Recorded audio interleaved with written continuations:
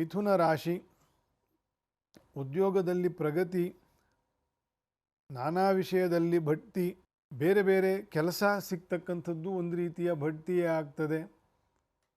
ವ್ಯಾಧಿಪತಿಯು ದ್ವಿತೀಯದಲ್ಲಿ ಇರತಕ್ಕಂಥದ್ದು, ಶುಕ್ರನ ಅನುಕೂಲಕರವಾಗಿರ್ತಕ್ಕಂತಹ ಮಾಸ. ಆರೋಗ್ಯದಲ್ಲೂ ಕೂಡ ಸುಧಾರಣೆ ಕಾಣ್ತೀರಿ. ಮನಸ್ಸಿಗೆ ಒಂದು ರೀತಿಯ ಶಾಂತಿಯನ್ನು ಅನುಭವಿಸ್ತೀರಿ. ಮಿಥುನ ರಾಶಿಯವರು ಸ್ತ್ರೀಯರಿಗೆ ಮತ್ತು ಸ್ತ್ರೀಯರಿಂದ ಅನುಕೂಲ, ಸ್ತ್ರೀಯರಿಂದ ಆಗ್ತದೆ. ಉಳಿದವರಿಗೂ ಕೂಡ ಸ್ತ್ರೀಯರಿಂದ ಅನುಕೂಲ ಆಗ್ತಕ್ಕಂತಹ ಫಲವು ಶುಕ್ರನಿಂದ ಬರ್ತದೆ. ಹಾಗಾಗಿ ಮಿಥುನ ರಾಶಿಯವರಿಗೆ ಬಹಳ ವಿಶೇಷವಾಗಿರ್ತಕ್ಕಂತಹ ಲಾಭಾದಿಗಳು ನೋಡ್ತಕ್ಕಂತಹ ತಿಂಗಳು.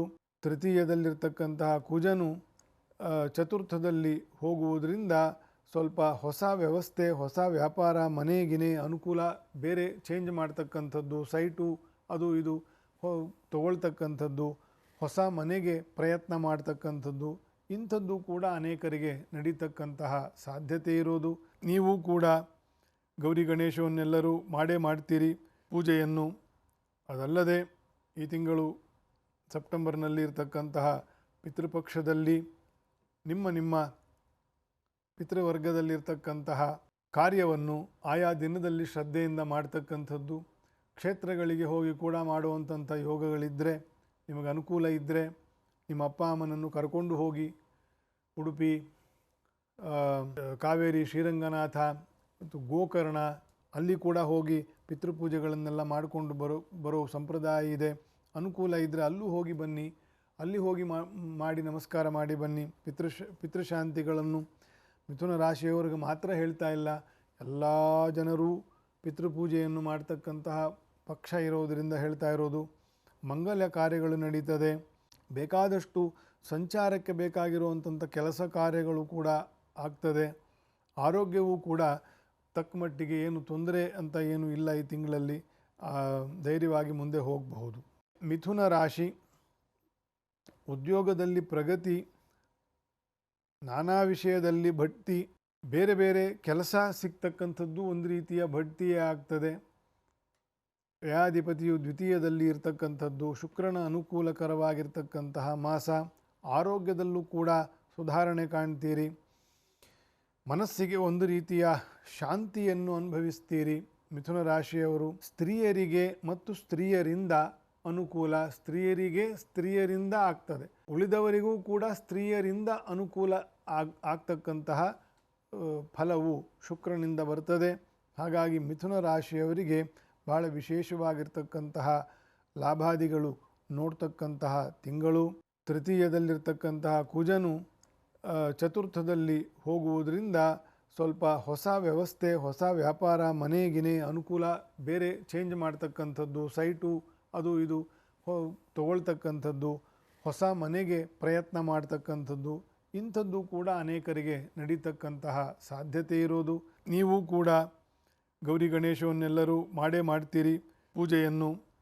ಅದಲ್ಲದೆ ಈ ತಿಂಗಳು ಸೆಪ್ಟೆಂಬರ್ನಲ್ಲಿ ಇರತಕ್ಕಂತಹ ಪಿತೃಪಕ್ಷದಲ್ಲಿ ನಿಮ್ಮ ಪಿತೃವರ್ಗದಲ್ಲಿರ್ತಕ್ಕಂತಹ ಕಾರ್ಯವನ್ನು ಆಯಾ ದಿನದಲ್ಲಿ ಶ್ರದ್ಧೆಯಿಂದ ಮಾಡ್ತಕ್ಕಂಥದ್ದು. ಕ್ಷೇತ್ರಗಳಿಗೆ ಹೋಗಿ ಕೂಡ ಮಾಡುವಂಥ ಯೋಗಗಳಿದ್ದರೆ, ನಿಮಗೆ ಅನುಕೂಲ ಇದ್ದರೆ ನಿಮ್ಮ ಅಪ್ಪ ಅಮ್ಮನನ್ನು ಕರ್ಕೊಂಡು ಹೋಗಿ ಉಡುಪಿ, ಕಾವೇರಿ, ಶ್ರೀರಂಗನಾಥ ಮತ್ತು ಗೋಕರ್ಣ ಅಲ್ಲಿ ಕೂಡ ಹೋಗಿ ಪಿತೃಪೂಜೆಗಳನ್ನೆಲ್ಲ ಮಾಡಿಕೊಂಡು ಬರೋ ಸಂಪ್ರದಾಯ ಇದೆ. ಅನುಕೂಲ ಇದ್ದರೆ ಅಲ್ಲೂ ಹೋಗಿ ಬನ್ನಿ, ಅಲ್ಲಿ ಹೋಗಿ ಮಾಡಿ ನಮಸ್ಕಾರ ಮಾಡಿ ಬನ್ನಿ. ಪಿತೃಶಾಂತಿಗಳನ್ನು ಮಿಥುನ ರಾಶಿಯವರಿಗೆ ಮಾತ್ರ ಹೇಳ್ತಾ ಇಲ್ಲ, ಎಲ್ಲ ಜನರೂ ಪಿತೃಪೂಜೆಯನ್ನು ಮಾಡ್ತಕ್ಕಂತಹ ಪಕ್ಷ ಇರೋದರಿಂದ ಹೇಳ್ತಾ ಇರೋದು. ಮಂಗಲ್ಯ ಕಾರ್ಯಗಳು ನಡೀತದೆ.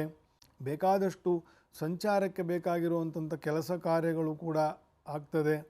ಆರೋಗ್ಯವೂ ಕೂಡ ತಕ್ಕ ಮಟ್ಟಿಗೆ ಏನು ತೊಂದರೆ ಅಂತ ಏನು ಇಲ್ಲ. ಈ ತಿಂಗಳಲ್ಲಿ ಧೈರ್ಯವಾಗಿ ಮುಂದೆ ಹೋಗಬಹುದು.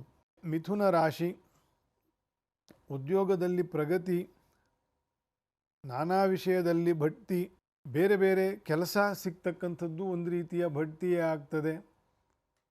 ವ್ಯಾಧಿಪತಿಯು ದ್ವಿತೀಯದಲ್ಲಿ ಇರತಕ್ಕಂಥದ್ದು, ಶುಕ್ರನ ಅನುಕೂಲಕರವಾಗಿರ್ತಕ್ಕಂತಹ ಮಾಸ. ಆರೋಗ್ಯದಲ್ಲೂ ಕೂಡ ಸುಧಾರಣೆ ಕಾಣ್ತೀರಿ. ಮನಸ್ಸಿಗೆ ಒಂದು ರೀತಿಯ ಶಾಂತಿಯನ್ನು ಅನುಭವಿಸ್ತೀರಿ. ಮಿಥುನ ರಾಶಿಯವರು ಸ್ತ್ರೀಯರಿಗೆ ಮತ್ತು ಸ್ತ್ರೀಯರಿಂದ ಅನುಕೂಲ, ಸ್ತ್ರೀಯರಿಗೆ ಸ್ತ್ರೀಯರಿಂದ ಆಗ್ತದೆ. ಉಳಿದವರಿಗೂ ಕೂಡ ಸ್ತ್ರೀಯರಿಂದ ಅನುಕೂಲ ಆಗ್ತಕ್ಕಂತಹ ಫಲವು ಶುಕ್ರನಿಂದ ಬರ್ತದೆ. ಹಾಗಾಗಿ ಮಿಥುನ ರಾಶಿಯವರಿಗೆ ಭಾಳ ವಿಶೇಷವಾಗಿರ್ತಕ್ಕಂತಹ ಲಾಭಾದಿಗಳು ನೋಡ್ತಕ್ಕಂತಹ ತಿಂಗಳು.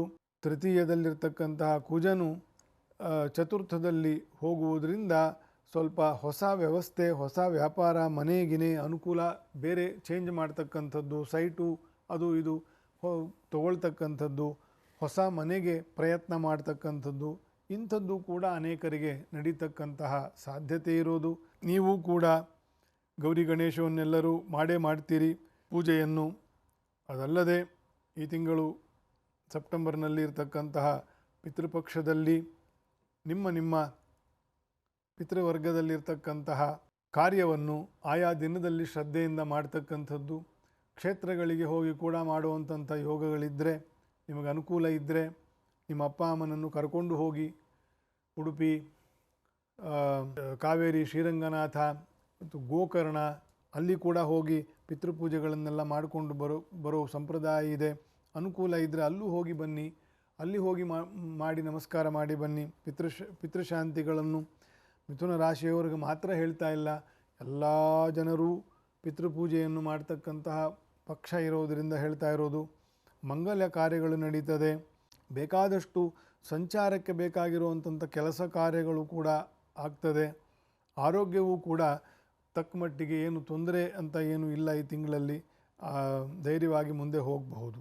ಮಿಥುನ ರಾಶಿ ಉದ್ಯೋಗದಲ್ಲಿ ಪ್ರಗತಿ, ನಾನಾ ವಿಷಯದಲ್ಲಿ ಬಡ್ತಿ, ಬೇರೆ ಬೇರೆ ಕೆಲಸ ಸಿಗ್ತಕ್ಕಂಥದ್ದು ಒಂದು ರೀತಿಯ ಬಡ್ತಿಯೇ ಆಗ್ತದೆ.